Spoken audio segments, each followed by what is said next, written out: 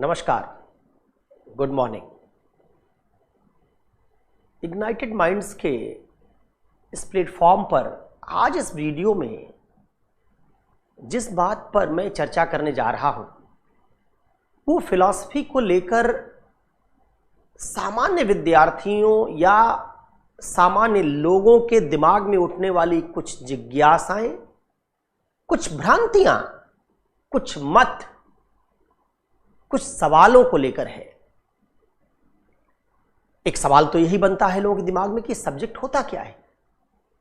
कोई बात करता है इकोनॉमी की तो हमको तुरंत समझ में आ जाता है कि इसमें हम बैंक, खेती बाड़ी, कृषि, उद्योग धंधे, इन सब की चर्चा करेंगे कि ये चलते कैसे हैं, इनका संचालन कैसे होता है, इनको ठीक तरीके से चलाया कैसे जाए।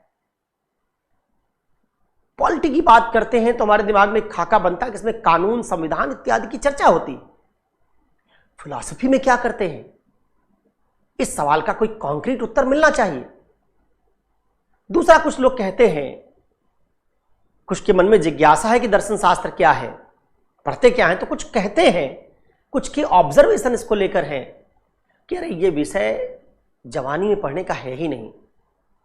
जब जीवन का अंतिम समय आ जाए या जब रिटायरमेंट हो जाए, काम धाम कुछ ना बचे, खाली बैठे हो, बौद्धिक खुराक केवल पूरी करनी है, तब बौद्धिक टॉनिक लेने के लिए फिलॉसफी पढ़ना चाहिए। उसी समय का विषय, ये पास टाइम है।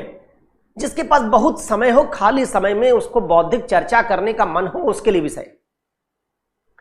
कुछ लोगों का कहना है कि बड़ा अमूर्त किस्म का सब्जेक्ट है, इसमें कुछ भी ऐसा नहीं डिस्कस किया जाता जो दिखाई देता हो, सब अदृश्य चीज पर लोग बात करते हैं। भगवान क्या है, आत्मा क्या है, इन चीजों पर चर्चा करते हैं। कुछ का कहना है कि हमारे रोजमर्रा की जिंदगी में, हमारी औसत समझ में, हमारी समस्याओं के समाधान में इसका कोई रोल नहीं। पॉलिटी का है, इकोनॉमी का है, इसका कोई रोल नहीं। तो ये क्या बातें सब सही हैं, या ये लंबे समय से इस विषय के बारे में चली आ रही एक मिथकीय धारणा है जो लोगों के दिमाग में बैठा दी गई? क्या बात है सही? तो पहले ये तो सीखें कि इसमें पढ़ते क्या, होता क्या है विषय। शायद उसी बात से हमको इन सारे सवालों का जवाब भी ठीक से मिल सकेगा। तो आज मैं आपको इस विषय में क्या पढ़ते इसके बारे में संक्षेप में कुछ बताऊंगा।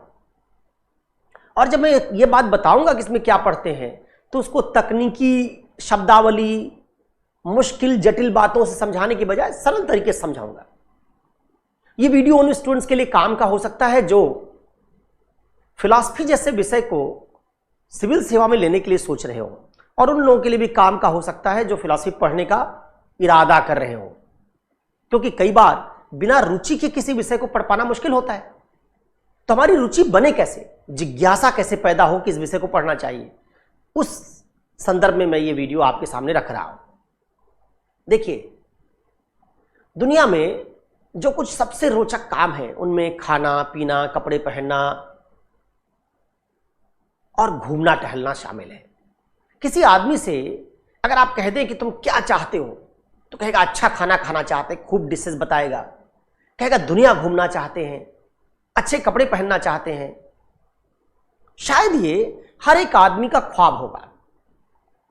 इसमें आपने एक बात सुनी कि हर आदमी जिसके पास अगर आप परचेजिंग पावर दे दे, खाने पीने से उसका पेट संतुष्ट कर दे, तो उसके बाद शायद वो काम जो करना चाहेगा वो घूमना होगा। आप किसी आदमी से पूछ के देखिए, गांव में किसी आदमी से पूछ के देखिए कि तुमको थाईलैंड भेजे घूमने के लिए, अमेरिका भेजे, जाना चाहोगे? फट से हां कर देगा। क्योंकि घूमने में वो नई नई चीजों का दर्शन कर पाएगा, नई नई चीजें देख पाएगा। उसकी रुचि है कि कहीं समुद्र देखने के लिए मिले, कुछ पहाड़ देखने के लिए मिले, कश्मीर भेज दो हमको, केरला भेज दो हमको, इंडोनेशिया में बाली, सुमात्रा, जावा भेज दो हमको, तुरंत तैयार हो जाएगा। आइसलैंड भेज दो, रिक्वाविक, उसकी राजधानी रिक्वाविक में, वहां भेज दो, तो हर आदमी तैयार होगा। इसका तब घूमना तो बड़ा रुचिकर काम है, इसको नीरस आप नहीं कह सकते, इसमें अमूर्त बात भी नहीं है। और भारत में तो आप पाएंगे ट्रेन है, बड़ी महंगी ट्रेन है, 9 दिन की यात्रा सिर्फ 5 लाख समथिंग से शुरू होती है एक आदमी के लिए, पैलेस ऑन व्हील्स। 9 दिन घुमाती है। कहां ले जाएगी? राजस्थान। आपको दिल्ली से चलेगी, जयपुर, जोधपुर, जैसलमेर, सवाई माधोपुर, चित्तौड़गढ़, ये सब घुमाते हुए आगरा से होती हुई फिर दिल्ली लौट आती है। क्या करेगी ट्रेन? ये ट्रेन अपनी जर्नी में आपको अलग अलग चीजों का दर्शन करवाएगी। कहीं बाघ का दर्शन, कहीं किलों का दर्शन, कहीं संस्कृति का दर्शन, कल्चर का दर्शन, कहीं अलग अलग तरह के पेंटिंग्स का, आर्ट का, नृत्य का, इसका दर्शन, किलों का दर्शन, हर चीज का दर्शन करके आप 9 दिन बाद लौटते हैं। यात्रा बड़ी रोचक होगी। लौटने के बाद आप खूब संस्मरण सुनाएंगे। आप बताएंगे राजस्थान में किले की बनावट ऐसी है, उनका खाना ऐसा होता है, वो ऐसे नाचते हैं। हर बात पर आप पाएंगे कि आप खूब रुचि लेकर चर्चा करेंगे। इसका मतलब ये बात तो बड़ी रुचिकर है। तो जैसे आप मानते हैं कि अपनी विरासत को, मानव सभ्यता की विरासत को या भारत की विरासत को, किलों को, कासल को, ऐतिहासिक स्थलों को देखना रुचिकर होता है, जैसे आप मानते हैं ऑस्ट्रिया, बेल्जियम, फ्रांस या ईस्टर्न यूरोप, इसके कल्चर को समझना रुचिकर होगा।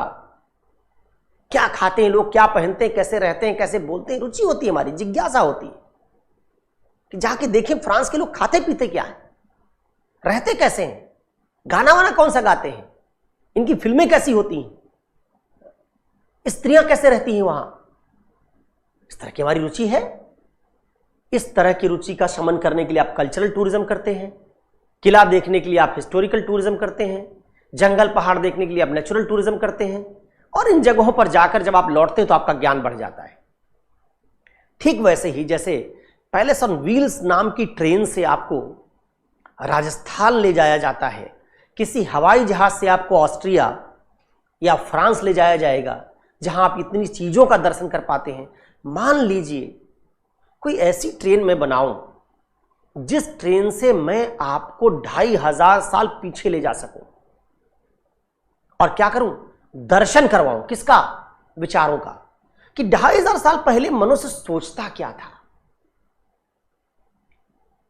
और उन मनुष्यों में भी सबसे प्रसिद्ध मनुष्य क्या सोचते थे। जैसे आप कोई छोटा मोटा किला देखने में रुचि थोड़ी दिखाते हैं, आप तो सीधे देखना चाहते हैं आमेर फोर्ट, आप देखना चाहते हैं सीधे मैसूरू का किला, महल, मैसूर का महल।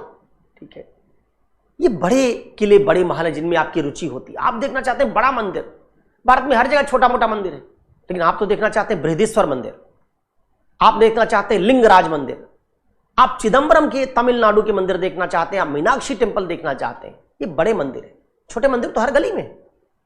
वैसे ही अगर मान लीजिए जैसे आप बड़े मंदिर देखना चाहते हैं, जैसे आप बड़े किले देखना चाहते हैं, जैसे आप बड़े प्रसिद्ध रमणीय प्राकृतिक स्थल देखना चाहते हैं, मशहूर संस्कृतियां देखना चाहते हैं, वैसे आप मशहूर विचार देखना चाहें। और वो किन लोगों के विचार? मशहूर लोगों के विचार, जिनके विचार से हमारी दुनिया बदल गई, उन तक जाना चाहें तो ये लोग तो अब है नहीं। तो कौन सी ट्रेन आपको वहां ले जाएगी? पैलेस ऑन व्हील्स आपको राजस्थान ले जा सकती है, एयर फ्रांस का कोई विमान आपको फ्रांस ले जा सकता है, लेकिन वो कौन सी ट्रेन या हवाई जहाज होगा जो आपको 2500 साल पहले के मनुष्य के विचार की दुनिया तक ले जाएगा? मैं कहता हूं इसी ट्रेन का नाम, जो ट्रेन आपको इंसानों के विचार का टूरिज्म करवाएगी, उनमें भी सबसे मशहूर इंसानों के विचारों का टूरिज्म करवाएगी, उसी ट्रेन का नाम दर्शन है। तो दर्शन को आप एक ट्रेन की तरह समझिए जिसका काम टूरिज्म करवाना है।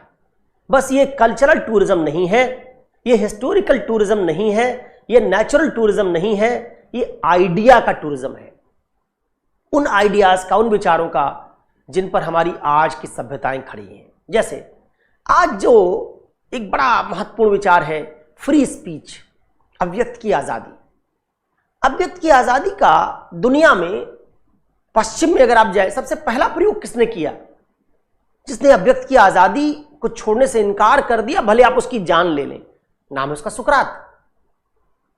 सुकरात नाम का आदमी एथेंस नाम की जगह पर घूम घूम कर अपने विचार प्रकट करता है, और जब उससे कहा जाता है कि तुम ये विचार प्रकट नहीं कर सकते, माफी मांग लो, अपने बोली गई बातों को वापस ले लो, तो अपनी स्पीच और बोलने की आजादी को छोड़ने के लिए तैयार नहीं होता। वो कैद कर लिया जाता है, कहा जाता है तुमको मार देंगे, फिर भी तैयार नहीं होता कि वो बोलना बंद करेगा। और बोलने की आजादी बचाए रखने के लिए, सवाल पूछने की आजादी बचाए रखने के लिए अपनी जान दे देता है। तो अगर हम सुकरात के विचार का टूरिज्म करना चाहें कि सुकरात कहता क्या था, वो कौन से सवाल पूछ रहा था जिससे एथेंस के शासक इतना घबरा रहे थे, वो अपने चेलों से, अपने शिष्यों से बातचीत क्या करता था। जैसे हमारी रुचि इसमें होती है कि आमेर फोर्ट दिखता कैसा होगा, जैसलमेर का रेगिस्तान कैसा होगा। जैसे हमारी रुचि इस बात में बनती है, वैसे हमारी रुचि इस बात में भी बन सकती है। सुकरात कहता क्या था, उसके बड़े सवाल कौन से थे, वो सोचता क्या था। और इस तक जो ट्रेन आपको ले जाएगी, उस ट्रेन का नाम है फिलॉसफी। फिलॉसफी एक ट्रेन की तरह है जो हमको दुनिया में उत्पन्न हुए आज तक के सबसे महत्वपूर्ण विचारों का दर्शन करवाती है, उनकी यात्रा करवाती है। अब चूंकि हम प्रायः मानते हैं कि दुनिया में जो बड़े विचार उत्पन्न हुए, उनमें एक तो हम भारत में रहने वाले लोग हैं, भारत को मान लेते हैं, और दूसरा हम मानते हैं पश्चिम को, यूरोप। तो हम दो जगह के विचारों की यात्रा करने के लिए अगर दो रेलगाड़ी रवाना करें तो दो फिलॉसफी बन जाएगी। एक जिसमें हम पश्चिम के सारे महत्वपूर्ण लोगों के विचार सीखेंगे, टाइम ट्रेवल की तरह हम भूतकाल में जाएंगे सुकरात के पास, हम भूत में जाएंगे एरिस्टोटल के पास, हम भूत में जाएंगे न्यूटन के पास, और सीखेंगे कि न्यूटन सोचता क्या था। और अगर हम भारत में इस ट्रेन को दौड़ाएंगे तो हम आज से 3-3.5 हजार साल पहले जाएंगे व्यास नदी के किनारे बैठे किसी ऋषि के पास जो उपनिषद के सवालों पर विचार कर रहा है। हम जाएंगे आज से 2500 साल पहले शाक्य मुनि या गौतम बुद्ध के पास और सीखेंगे कि वो अपने शिष्यों से किस तरह के सवाल जवाब करते थे। ये जो दो एक्सप्रेस ट्रेन हैं, इनमें एक तो पैसेंजर ट्रेन की तरह है, दूसरी एक्सप्रेस है।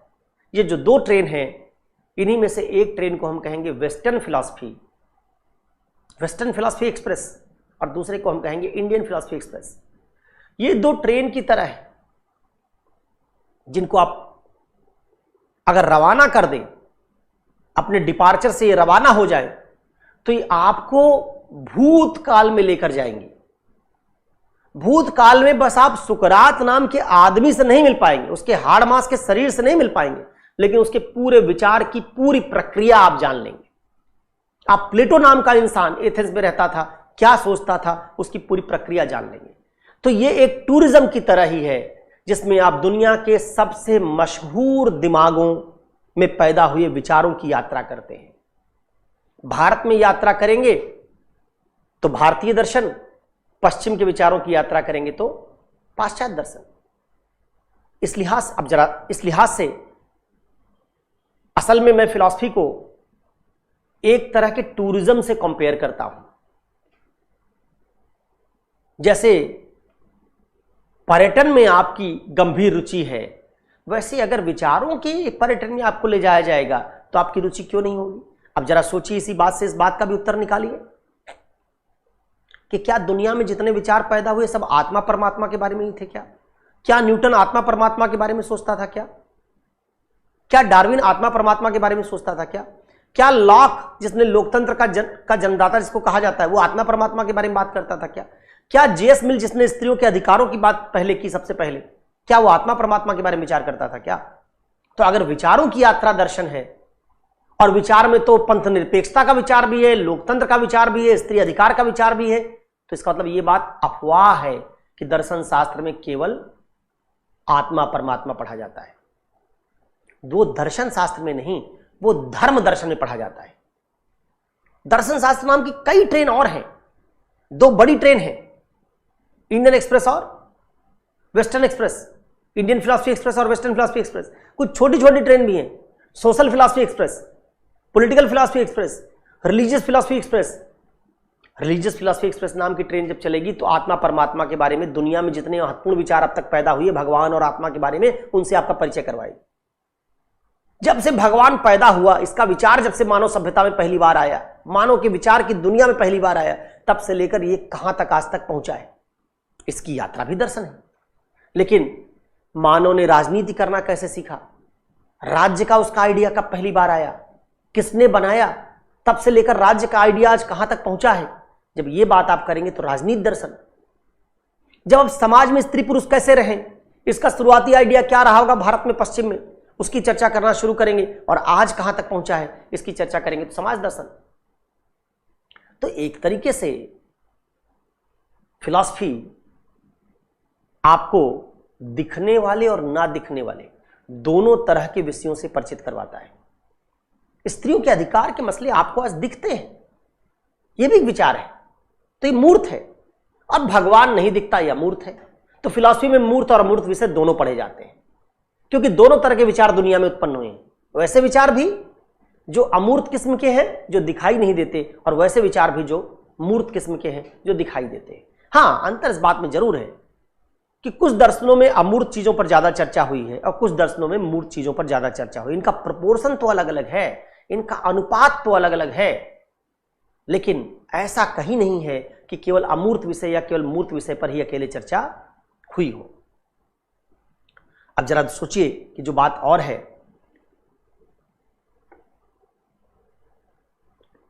कुछ लोग कहते हैं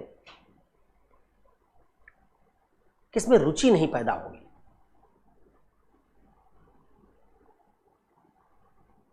ऐसा कैसे होगा भाई, रुचि क्यों पैदा नहीं होगी? अरे